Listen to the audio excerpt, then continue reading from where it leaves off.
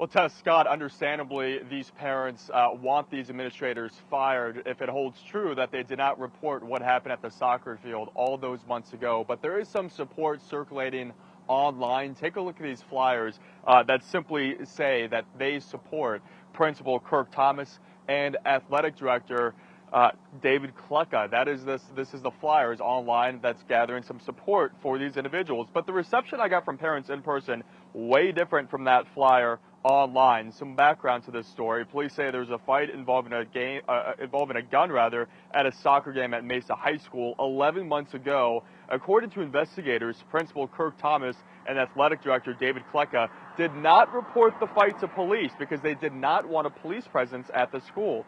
Police submitted charges against Thomas and Kleka, allegedly failing to follow mandatory reporting requirements. No word yet if they will get prosecuted. It should have been reported long ago. I think they should both be terminated. I have a kid here, like it's wrong.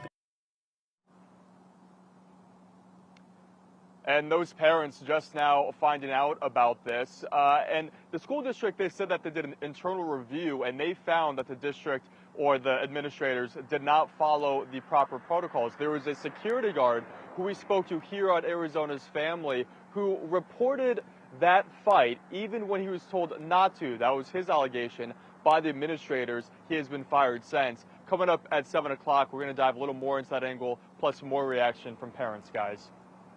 All right.